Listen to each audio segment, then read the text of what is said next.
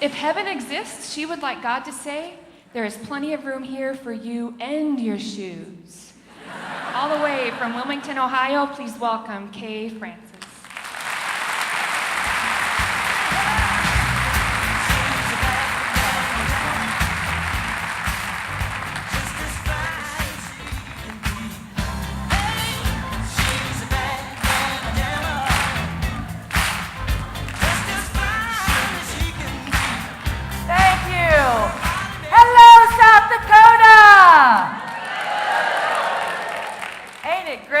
Alive and have springtime in South Dakota. My pleasure to be here. Listen, before we get started, I'm going to ask you to do something. I'd like you to take a look at the people on either side of you. Just take a good look at the person to your left and the person to your right. Now, if you are sitting next to someone that you don't care for, now's the time to get up and move. There's plenty of empty seats. Life is simply too short, people. So let's find something that we all have in common. Who's had one of those out-of-body experiences? How am I doing? Okay, who stood naked in front of the mirror and wished they could leave their body? Oh! Like we all share one soul. I'm kidding, I kid a lot and I laugh a lot, but it's not because I don't take life seriously. It's because I take life seriously enough to realize that humor is vital. How many people here think that humor is important for stress management? Okay, my job's finished. Thank you. Of course, keeping our sense of humor, taking care of ourselves, and maintaining a spirit of optimism, all very, very important in managing our stress. And when I talk about optimism, I'm not suggesting that we're like these eternal optimists. You know, these people, they're always on, always happy, happy, happy. Aren't they just annoying to the rest of us when we're trying to have a big fat pity party? They're like, well, look on the bright side, you could be dead. So could you. One can only hope that it will be soon. Negative emotions are part of the human experience. Anger, frustration, fear, we all feel them, don't we? But my point is we should allow negative emotions to be more like brief visitors and see what they're trying to teach us rather than just to move in as full-time residents. And really worse than the overly perky people are the pessimists. I call them joy busters. You know, the kind of people that can suck the energy out of a room just walking in? You ask them how they're doing, what they say, oh, I'm here. What does that even mean? Here on the job, here on the planet? Because you're kind of here on the nerves. These are the kind of people, no matter how good your news is, they will find a way to rain on your parade, won't they? You could go up to one of these people and say, you're not going to believe this. I just won the $100 million lottery. And they just shake their head. You know you have to pay taxes on that. You'll be lucky if you end up with 50 million. Somehow I'll make ends meet. So I know this will not come as a shock to you, but one of the biggest causes of stress is people. People, and they're everywhere, aren't they? They're at our jobs, on the highway, in our beds. The planet is literally infested with them. But one thing I've learned, I know you know this, but we cannot necessarily control what other people say and do, can we? What can we control?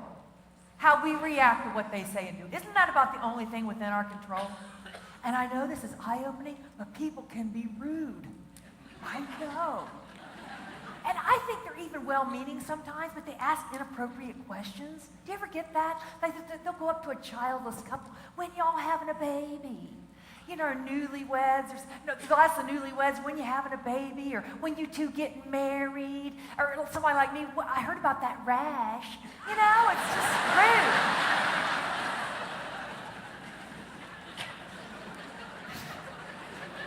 Now here's one that some of you may get. I look around the room, I notice some of you folks are like me and you wear glasses. Do you ever get this? You take off your glasses, rub your eyes a little bit. And invariably, somebody will say, you know, you really need to get LASIK surgery because you look a lot better without those glasses. What am I supposed to do with that? Like we would be wearing glass and metal hanging off our faces if we had valid options, right? I just always say, I look better, you know, so do you.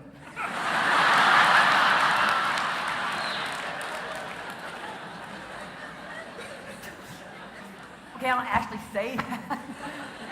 We live in a civilized society. We can't go around saying everything on our minds, can't we? Isn't that a good way to get ourselves smacked? We can't do that. But we can think it up here, can't we? We should have a non-stop party going on all the time up here. There are potentially stressful situations everywhere, aren't they? What about the stress of driving? You know, I used to weigh out the stress of not getting where I needed to be on time versus the stress of getting a ticket. You know what I finally learned? You just leave earlier. I know!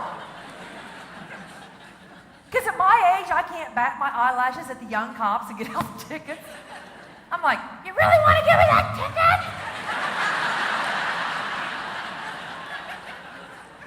Ma'am, you got something in your eye? Are you going to be okay to drive? Is there somebody we can call? Maybe a son, grandson, great-grandson? Just give me that ticket, you whippersnapper. I didn't think you gave tickets to pretty girls. We don't, ma'am, sign here. Rude.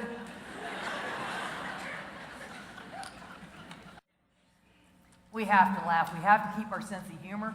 We have to keep those antennae up because there is funny stuff happening all the time, isn't there? And if you keep your antenna up, aren't people the funniest when they're not trying to be? Do you know people that mix up common words and phrases? Oh, they crack me up. My sister does it all the time. We call them Cindyisms. And it's when she gets all exasperated, she'll say, you know what, Kay? I'm telling you, that woman is just not the sharpest tool in the sky. I'm like, what? We were playing Scrabble one time. She goes, man, I got nothing. I am up a pole without a paddle. What does that mean? People do it all the time. I do it. I catch myself doing it. I ran into this lady that was telling me that her niece had graduated from college, and she was really proud of her, as she should be. And she said, she's really smart, too. She graduated Magna PI. Please. Everybody knows it's Magna Carta.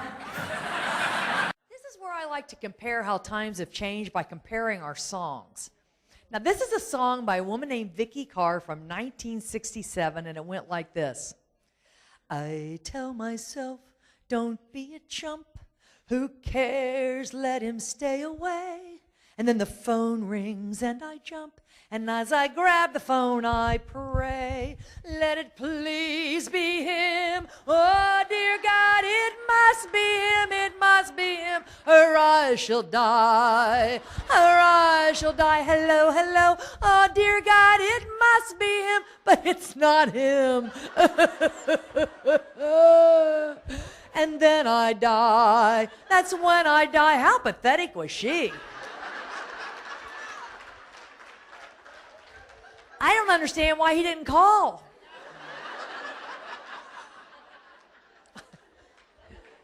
Whole different attitude today. Now I'm going to do a snippet of a song by Carrie Underwood, so you may have to use your imagination. What? I look just like her. I dug my key into the side of his pretty little souped-up four-wheel drive, carved my name into his leather seats. I took a Louisville Slugger to both headlights, slashed a hole in all four tires. Maybe next time he'll think before he cheats. Thank you. Thank you. Thanks. He'll sure think before he dates another psycho. Songs today are so happy. There's even a song called Happy. 'Cause I'm happy, clap along if you feel like a room without a roof. 'Cause I'm clappy, clap along if you feel that happiness is the truth. Happy, happy, happy. Now see, I came of age in the late 60s. So I'd be like 11 years old listening to the transistor radio under my pillow before I drifted off to sleep. And I'd hear songs like, tell me over and over and over again, my friends, that you don't believe we're on the eve of destruction. Pleasant dreams, little girl. A lot of songs about young girls back in the day. There was even a song called Young Girl by Gary Puckett and the Union Gap. Super creepy. Young girl, get out of my mind. My love for you is way out of line. You better run, girl. You're much too young, girl. Why does she have to run? He's the adult.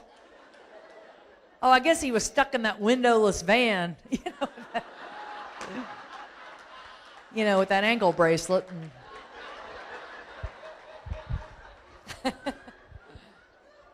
Here's another creepy one. Pretty woman, walking down the street, pretty woman, the kind I'd like to meet, pretty woman, you're as lovely as can be. Are you lonely just like me? No!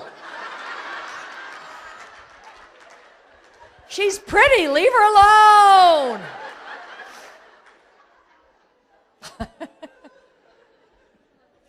I love him, I love him, I love him, and where he goes I'll follow, I'll follow, I'll follow. He'll always be my true love, my true love, my true love, from now until forever and ever and ever. I will follow him. Follow him wherever he may go. There isn't a mountain too high. There isn't a judge or a court that can keep me away. Away from my love. I love him, I love him, I love... This is where stalker laws came from. Oh, I'm coming for you, young people. Don't think you're off the hook. Now it's time for the old people to go, huh? What's she talking about? Huh? What's that mean? Don't you know I'm all about that bass, about that bass. I'm all about that bass, about that bass. I'm all about that bass, about that bass. I'm all about that bass, about that bass. I'm bringing booty back.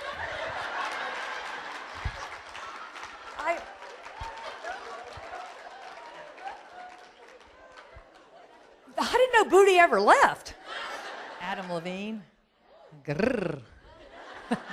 He's got this song as, if I got locked away and we lost it all today, tell me honestly, would you still love me the same? Yes! You're Adam Levine! And songs today are so smooth. I love Drake. Anybody like Drake? Woo! He is so smooth. He's got that song, he used to call me on my cell phone. Late night when you need my love, call me on my cell phone. Now see, back in the day, that would have sounded so dorky. Can you imagine? You used to call me on my parents' rotary dial landline. Thank you so much and have a great conference. Thank you. Thank you very much. Thank you. Thank you. Mwah. Thank you. I appreciate it. Thank you. Thank you so much. You guys rock. You're superheroes. Thank you.